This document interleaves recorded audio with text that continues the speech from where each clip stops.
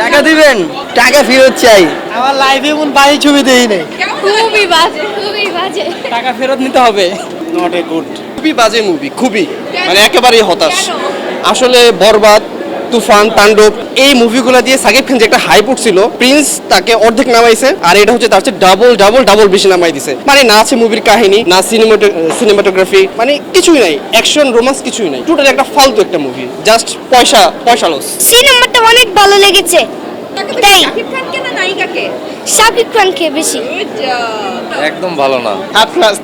2-3 বছর গ্যাপ নিতে হবে না। ভালো ছিল, মুভি ভালো ছিল, কিন্তু এন্ডিংটা ঠিক মাথায় ধরলো না। 10-এ 8। এন্ডিংটা খুবই খারাপ ছিল। কত দিবেন? 10-এ 7। কেমন লাগলো? ভালো। পরে ফালতু হয়েছে মুভি, একবারে ফালতু। খুব বাজে, নেশা পানি দেয়ছে, এগুলো খুবই বাজে। বলার মতো না।